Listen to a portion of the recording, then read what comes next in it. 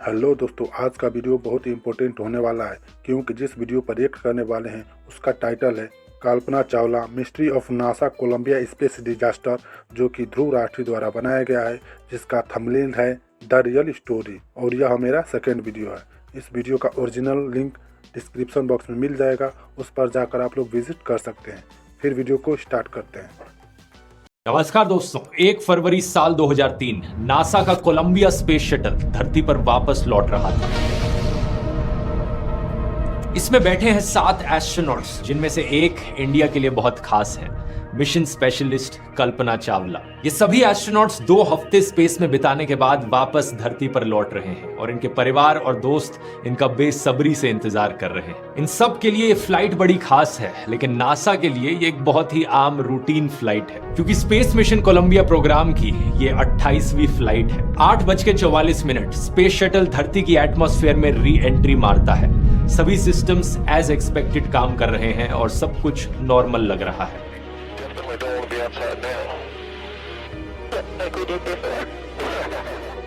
धरती पर space centre में मौजूद है कैप्सूल कम्युनिकेटर कैपकॉम चार्ली होबॉक। ये वो इंसान है जो स्पेस शटल के साथ कम्युनिकेट कर रहे हैं। कुछ ही मिनटों बाद चार्ली होबॉक स्पेस शटल में बैठे एस्ट्रोनॉट्स के साथ टायर प्रेशर की रीडिंग्स को लेकर बात करते हैं। And Columbia, Houston, we see your tire pressure messages and we did not copy your last. Instrumentation, Mac.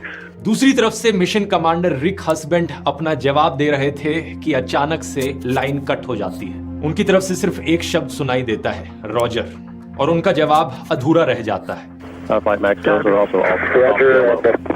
Charlie होबॉक दोबारा से कम्युनिकेशन बनाने की कोशिश करते हैं, लेकिन दूसरी तरफ से कोई जवाब नहीं। 10 मिनट बीत जाते हैं, कोशिश जारी है, लेकिन दूसरी तरफ से अभी भी कोई जवाब नहीं। Columbia, Houston, UHF, com check.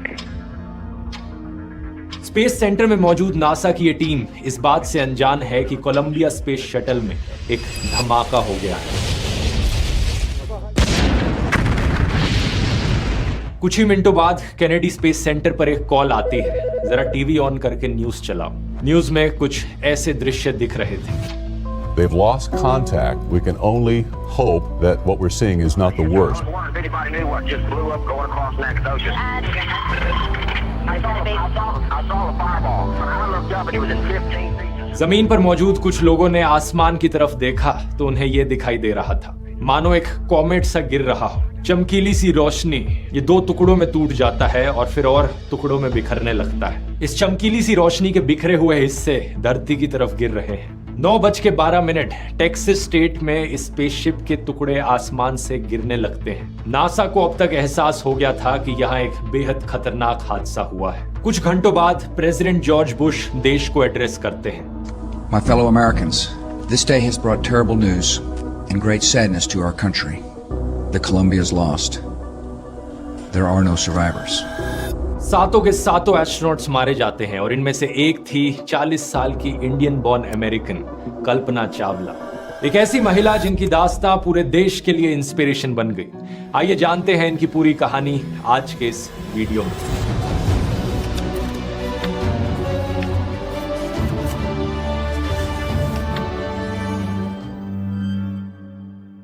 Kalpana Chawla का जन्म 17 मार्च 1962 को हरियाणा के करनाल शहर में एक कंजर्वेटिव परिवार में हुआ था। इनके पेरेंट्स बनारसी लाल चावला और संज्योति चावला पार्टीशन के दौरान पाकिस्तान से इंडिया आए थे और कल्पना इनकी चौथी और सबसे छोटी संतान थी। जब इन्होंने स्कूल जाना शुरू किया तो कोई फॉर्मली नाम नहीं दिया गया था इनको। घर पर इनको मोंटू करके पुकारते थे। जब उसकी बड़ी बहन स्कूल लेके गई, नाम पूछा तो हमने बोला नाम तो रखा ही नहीं है। घर का नाम उसका मुंटू ही बोलते थे सब उसको। तो जब जरूरत पड़ी तो इन्होंने अपना नाम खुद ही चुना, कल्पना, जिसका मतलब हो सकता है इमेजिनेशन। उस वक्त किसी ने कल्पना नहीं करी थी कि ये छोटी सी बच्ची आगे जाकर अपनी जिंदगी में क्या कर दिखाएगी। इनके भाई संजय चावला बताते हैं कि समाज के साथ इनकी जद्दोजहद बचपन से ही शुरू हो गई थी। मैं इन लड़कों को दिखा दूंगी, मैं कोई ऐवी लड़की नहीं हूँ। संजय कहते हैं कि एक बहुत ही डिटरमाइंड लड़की थी। 1960s का जमाना इमेजिन करो। आज के दिन भी हरियाणा में कई जगहों पर मेल चाइल्ड को प्रेफरेंस दी जाती है।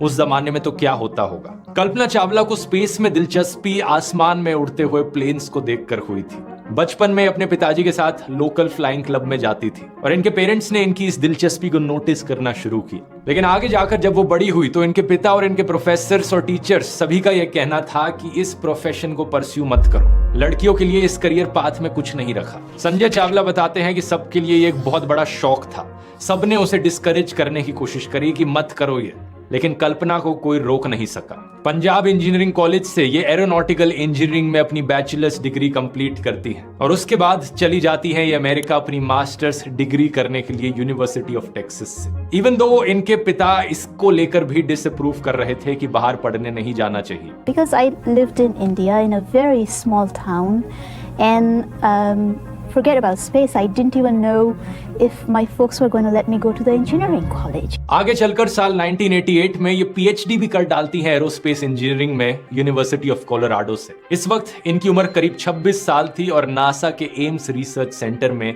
ये काम करने लगती हैं। इनकी स्पेशलाइजेशन फ्लूइड डायनेमिक्स एयरक्राफ्ट की, यानी इस चीज को स्टडी करना कि जो हवा है वो फ्लूइड की तरह किस तरीके से फ्लो करती है एयरक्राफ्ट्स के विंग्स के अराउंड और चारों तरफ से।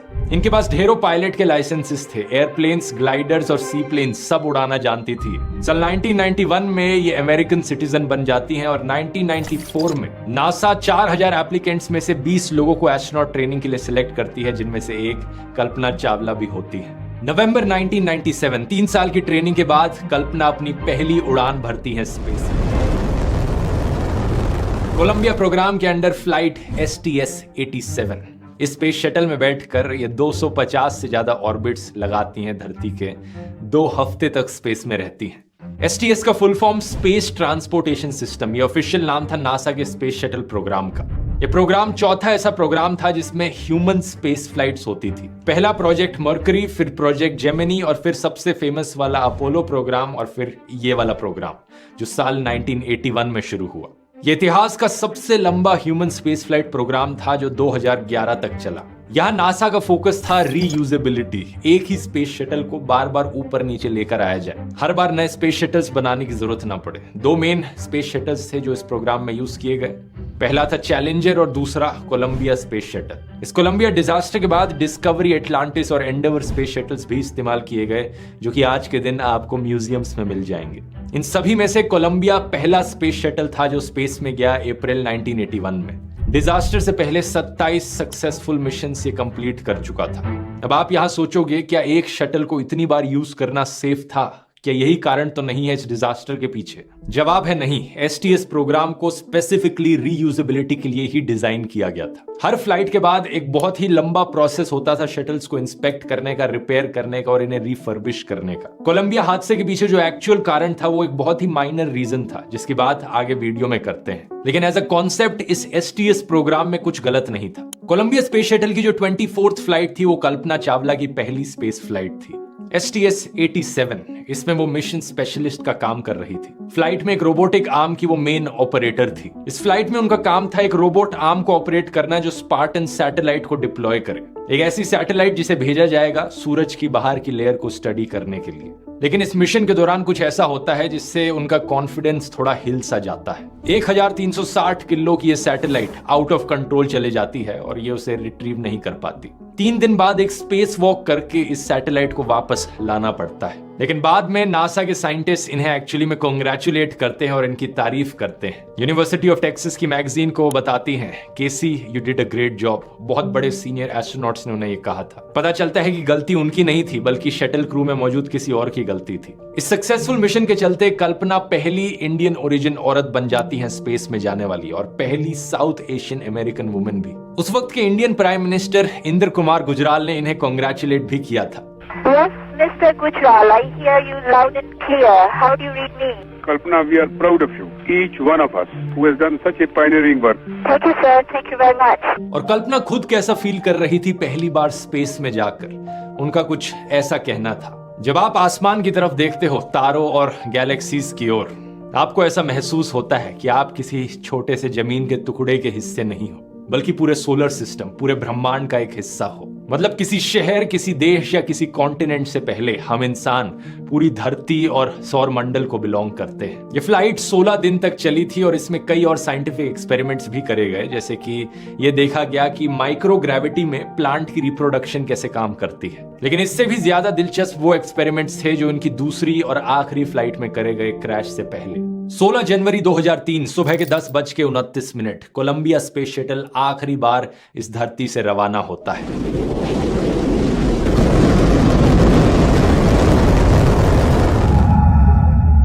ये मिशन ओरिजिनली 2001 के लिए प्लान किया गया था और 13 बार डिले हुआ। फाइनली 2003 में जाकर केनेडी स्पेस सेंटर से ये लॉन्च होता है। मिशन STS-107, इसमें टोटल में 7 एस्ट्रोनॉट्स थे जिन्हें लीड कर रहे थे कमांडर रिक हस्बैंड, एक पेलोड कमांडर थे माइकल एंडरसन और 3 मिशन स्पेशलिस्ट थे जिनमें से एक कल्पना चावला थी। पायलट थे विलियम मैककूल और इजराइल स्पेस एजेंसी से एक इलान रामोन भी थे जो पेलोड स्पेशलिस्ट थे। इन एस्ट्रोनॉट्स का मिशन था 24 घंटे नॉनस्टॉप एक्सपेरिमेंट्स करना। अब नॉनस्टॉप का मतलब ये नहीं कि बिना सोए, बल्कि शिफ्ट्स में काम करके ऑब्वियसली। 16 दिन तक जिस समय स्पेस में रहे, इन्होंने करीब 80 अलग अलग एक्सपेरिमेंट्स किए, लाइफ साइंसेज, मटेरियल साइंस और फ्लूइड फिजिक्स के। कल्पना चावला फोकस कर रही थी माइक्रोग्रेविटी पर कि कैसे स्पेस में कंबशन होती है, कैसे आग को सप्रेस किया जा सकता है, कैसे क्रिस्टल ग्रोथ होती है और इवन प्रोस्टेट कैंसर कैसे ग्रो करता है स्पेस में। ज्यादा डिटेल्स में ना जाते हुए ये चीज काफी दिलचस्प थी, क्योंकि धरती पर मौजूद लेबोरेटरीज में जब सेल्स ग्रो करते हैं तो वो 2 डायमेंशनल मोनो लेयर्स में ग्रो करते हैं कल्चर डिशेस में, लेकिन स्पेस में सेल्स 3 डायमेंशंस में ग्रो करते हैं स्फीयरॉइड्स की शेप में। सिमिलर तरीके से हमारी बॉडीज में कैंसर के ट्यूमर्स भी बनते हैं, तो इससे ट्यूमर बिहेवियर को समझने में काफी मदद मिली। इस मिशन में स्पेस हैब नाम की एक कंपनी ने भी नासा के साथ कोलैबोरेट किया था, जिसकी मदद से दुनिया भर की यूनिवर्सिटीज, कंपनीज और सरकारी एजेंसीज स्पेस में अपनी रिसर्च कर सकती थी बिना खुद से स्पेस में जाए। मतलब उनके बिहाफ पे ये एस्ट्रोनॉट्स एक्सपेरिमेंट्स कर रहे थे। In fact Australia, China, Israel, Japan, USA जैसे देशों के 6 स्कूलों से बच्चों को लिया गया जो अपने एक्सपेरिमेंट्स करवाना चाह रहे थे इन एस्ट्रोनॉट्स से। Spiders, silk worms, organic crystals, मछलियां, मधुमक्खियां, एंट्स, ये सब कैसे रिएक्ट करते हैं स्पेस में, बच्चे जानना चाहते थे और इसको लेकर भी एक्सपेरिमेंट्स हो रहे थे। फूलों को लेकर एक बड़ी इंटरेस्टिंग चीज पता चली इन एक्सपेरिमेंट्स में कि जो सुगंध इन फूलों की होती है धरती पर, स्पेस में उनकी स्मेल ही बदल जाती है। क्योंकि मिशन के दौरान भी कॉन्स्टेंटली सारा डेटा धरती पर ट्रांसमिट किया जा रहा था, तो अप्रोक्सीमेटली 30% जो डेटा था इन एक्सपेरिमेंट्स का, उसे सेव किया गया और कलेक्ट करके ग्राउंड स्टेशंस में रखा गया। कुछ सक्सेसफुल एक्सपेरिमेंट्स के वीडियोस भी रिकॉर्ड किए गए जो बच्चों को वापस भेजे गए, जैसे कि चींटियों को लेकर और क्रिस्टल्स को लेकर। लेकिन 40 से ज्यादा एक्सपेरिमेंट्स ऐसे भी थे जिनका कोई डेटा वापस नहीं मिल पाया इस हादसे की वजह से। वैसे यहाँ डेटा की बात करते हुए आपको बताना चाहूंगा, डेटा आज के दिन एक बहुत इंपॉर्टेंट चीज बन चुकी है। जब भी आप किसी वेबसाइट पर जाते हैं या कोई वीडियो देखते हैं ऑनलाइन, आप अपना डिजिटल फुटप्रिंट पीछे छोड़ जाते हैं। आपके डेटा का इस्तेमाल किया जाता है कई अलग अलग चीजों के लिए और आपको ऑनलाइन ट्रैक करने के लिए। और सबसे अच्छा तरीका अपने आप को ऑनलाइन ट्रैक करने से बचाने का है एक VPN का इस्तेमाल करना। और मेरी राय में one of the best VPN apps है NordVPN, जो कि आज के वीडियो के स्पॉन्सर भी है। एक VPN के जरिए आप इंटरनेट ट्रैफिक को इनक्रिप्ट कर लेते हो। इसका मतलब जो आपका IP एड्रेस है वो किसी और को नहीं दिखता। इससे आपकी लोकेशन स्पूफ करी जा सकती है। जब आप किसी वेबसाइट को खोलोगे तो आप उस वेबसाइट को बेवकूफ बना सकते हो कि आप इंडिया से नहीं बल्कि अमेरिका से उस वेबसाइट को खोल रहे हो। तो 2 बड़े फायदे हुए, एक तो कि वेबसाइट्स आपका कोई रिकॉर्ड नहीं रख सकती, और दूसरा कंट्री रिस्ट्रिक्शंस को बाईपास करने के लिए बहुत ही बढ़िया ऑप्शन है। कई ऐसे देश होते हैं जहां पर कोई फिल्म या कोई शो चल नहीं रहा होता, किसी YouTube वीडियो को ब्लॉक किया जाता है किसी देश में, तो आप अपनी लोकेशन बड़ी आसानी से VPN के जरिए बदल सकते हो और उन चीजों को एक्सेस कर सकते हो। NordVPN को अगर आप अभी ज्वाइन करोगे तो आपको एक बहुत बड़ा डिस्काउंट मिलेगा, प्लस 4 एडिशनल महीने फ्री मिलेंगे अगर आप इस लिंक का इस्तेमाल करोगे तो। nordvpn.com/dhruv। ये रिस्क फ्री है NordVPN की 30 डे मनी बैक गारंटी के साथ। इसका लिंक नीचे डिस्क्रिप्शन में मिल जाएगा या फिर सीधा आप जा सकते हैं nordvpn.com/dhruv पर। आइए अब टॉपिक पर वापस आते हैं। हालांकि एक इंटरेस्टिंग चीज यहाँ पर, राउंड वॉर्म्स का एक लाइव ग्रुप था जो इस डिजास्टर को सरवाइव कर गया सिर्फ कुछ माइनर हीट डैमेजेस के साथ, क्योंकि इन्हें एक एल्यूमिनियम के कैनिस्टर्स में रखा गया था। और हादसे के बाद जो टूटे हुए पीसेस रिकवर किए गए स्पेस शटल के, उनमें 5-6 ऐसे कैंस पाए गए जिनकी पेट्री डिशेस में ये राउंड वॉर्म्स जिंदा थे। आगे चलकर जो मिशंस हुए, जैसे कि 2011 में स्पेस शटल एंडेवर का STS प्रोग्राम का सेकंड लास्ट मिशन हुआ, उसमें इन राउंड वॉर्म्स के कुछ डिसेंडेंट्स को उसमें भेजा गया। लेकिन अब आते हैं इस वीडियो के सबसे बड़े सवाल पर। आखिर क्या कारण था इस बड़े हादसे के पीछे? क्या पायलट ने कुछ गलती करी या फिर किसी और क्रू मेंबर ने कुछ जल्दबाजी में गलती से कुछ डिसीजंस ले लिए? किसी एस्ट्रोनॉट की कोई गलती थी? सच बात यह है दोस्तों कि इनमें से कोई भी कारण नहीं था। कोलंबिया में मौजूद इन 7 एस्ट्रोनॉट्स में से किसी ने कोई भी गलती नहीं करी थी और इन सबको हादसे से कुछ 3 से 4 मिनट पहले तक कोई अंदाजा भी नहीं था कि क्या होने वाला है। इस वीडियो रिकॉर्डिंग को देखिए, हादसे से कुछ मिनट पहले की रिकॉर्डिंग है ये।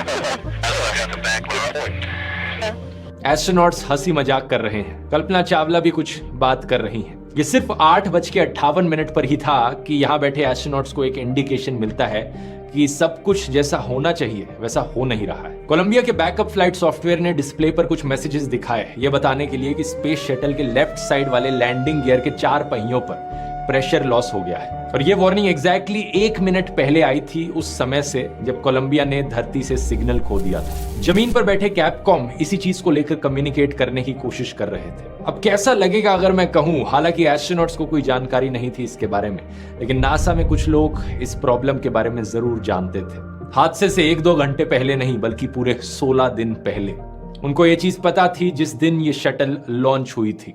बात यह है कि कोलंबिया की लॉन्च के 81 सेकंड बाद एक फोम का छोटा सा टुकड़ा शटल से अलग होकर लेफ्ट विंग पर जाकर टकरा गया था। यह फोम उनमें से था जिसको यूज किया जा रहा था कोलंबिया के एक्सटर्नल टैंक को मेन शटल से कनेक्ट करने के लिए।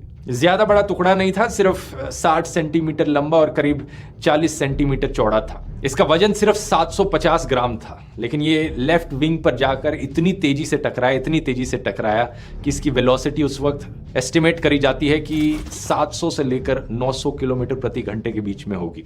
इस चीज के होने के 2 से 3 दिन बाद नासा के कुछ इंजीनियर्स ने STS प्रोग्राम के मैनेजर रॉन डी डिटरमोर को बोला कि पिक्चर्स लिए जाएं इस डैमेज को पता करने के लिए कि यहाँ क्या डैमेज हुआ है स्पेस शटल को। हम अपनी अमेरिकन स्पाई सैटेलाइट्स का इस्तेमाल कर सकते हैं।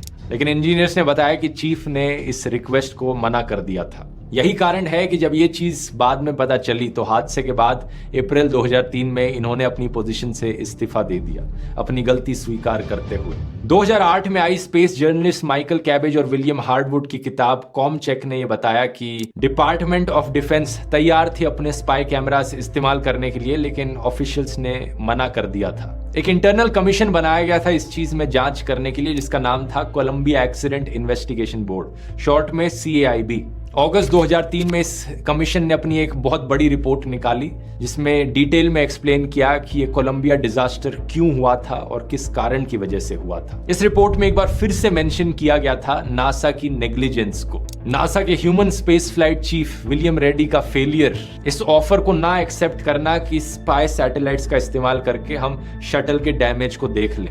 यही कारण कि इस डैमेज को जांचा नहीं जाता और अगले 15 दिन तक ये मिशन एज पर प्लान चलता है, अंटिल 1 फरवरी जब मिशन खत्म होने के बाद स्पेस शटल को धरती पर वापस लौटना था। स्पेस शटल के लेफ्ट विंग पर ये जो डैमेज हुआ था, इसकी वजह से एक छोटा सा होल आ गया था और धरती के एटमॉस्फेयर में नीचे आते हुए ये डैमेज और बड़ा होता गया। एक छोटे से होल की वजह से हवा लीक करने लगी और आमतौर पर एक थर्मल प्रोटेक्शन सिस्टम होता है जो स्पेस शटल के अंदर टेम्परेचर मेंटेन करता है, लेकिन हवा की वजह से ये होल और बड़ा होता गया और देखते ही देखते एक सूटकेस जितना बड़ा इंसुलेशन का पीस टूट चुका था। कोलंबिया का एक बहुत बड़ा हिस्सा अब बाहर की आग और गैसेस से एक्सपोज हो रहा था। इसकी वजह से पहले लेफ्ट विंग में लगे सेंसर्स काम करना बंद कर जाते हैं, टेम्परेचर रीडिंग्स नहीं मिल पाती, फिर टायर प्रेशर की रीडिंग्स गायब हो जाती हैं और देखते ही देखते ये स्पेसक्राफ्ट टुकड़ों में बिखरने लगता है। जमीन पर मौजूद लोग इस वीडियो को कैप्चर करते हैं जिसमें ब्राइट फ्लैशेस दिखते हैं। एक छोटे से फोम के टुकड़े की वजह से ये पूरा हादसा होता है और 7 लोग अपनी जान गंवा देते हैं। लेकिन यहाँ पर यह चीज भी मेंशन करनी जरूरी है कि 2003 में जो CAIB की रिपोर्ट निकली थी,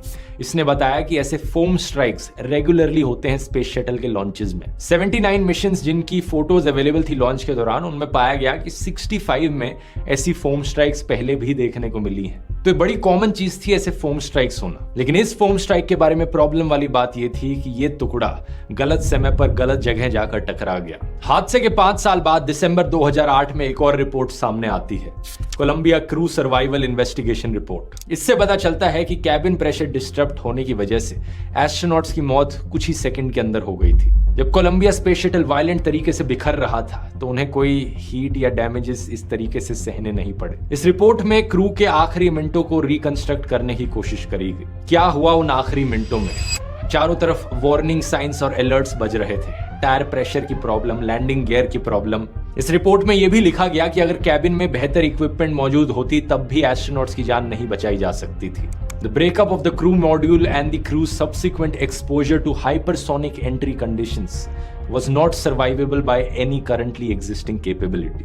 इस हादसे के बाद नासा ने स्पेस शटल प्रोग्राम को 2.5 साल के लिए रोक दिया और सबसे इंपॉर्टेंट चीज, फोम रैम का जो डिजाइन था वो भी बदला गया। अब इस तरीके से डिजाइन बदल के किया गया कि इस तरीके से हादसा दोबारा ना हो सके। और थैंकफुली आज के दिन 20 साल बाद भी ऐसा कोई हादसा दोबारा नहीं हुआ है। आगे स्पेस शटल प्रोग्राम को तब तक कंटिन्यू रखा गया जब तक इंटरनेशनल स्पेस स्टेशन बनकर तैयार नहीं हो गया। जुलाई 2011 में जब इसे फाइनली खत्म किया जाता है तब तक 135 मिशंस इस प्रोग्राम में किए जाते हैं और ये 30 साल पूरे कर लेता है। इन 30 सालों में टोटल में 14 एस्ट्रोनॉट्स अपनी जान गंवाते हैं अनफॉर्चुनेट एक्सीडेंट्स में, और इसी में से एक कल्पना चावला। इंडिया अपनी प्राइड को खो देता है, लेकिन कल्पना चावला का इम्पैक्ट लाखों लोगों की जिंदगी पर देखने को मिलता है, डायरेक्टली और इनडायरेक्टली। कल्पना इतनी पैशनेट थी साइंस एजुकेशन को लेकर कि वो चाहती थी कि इंडिया में हर लड़की को ऐसी एजुकेशन मिल सके। यही कारण कि उन्होंने नासा को कन्विंस किया कि उनका जो सेकेंडरी स्कूल था करनाल में, टैगोर बाल निकेतन सीनियर सेकेंडरी स्कूल, उसके स्टूडेंट्स हिस्सा ले सके नासा के समर स्पेस एक्सपीरियंस प्रोग्राम में। 1998 के बाद से हर साल ये स्कूल 2 लड़कियों को अमेरिका भेजता था, ह्यूस्टन में, for the foundation for international space education United space school. और कल्पना चावला इन लड़कियों को अपने घर भी बुलाती थी डिनर करने के लिए। नासा ने कल्पना चावला और बाकी क्रू मेंबर्स को काफी ट्रिब्यूट्स दिए हैं पिछले कुछ सालों में, जैसे कि मार्स पर जो लैंडिंग करी थी नासा ने, उस जगह को कोलंबिया मेमोरियल स्टेशन बुलाया गया। और मार्स और जुपिटर के बीच कई सारे एस्ट्रॉइड्स हैं जिनका नाम इन क्रू मेंबर्स के नाम पर रखा गया। यही कारण कि आज हमारे सोलर सिस्टम में कहीं दूर चक्कर लगा रहा है एक एस्ट्रॉइड जिसका नाम है 51826 कल्पना चावला।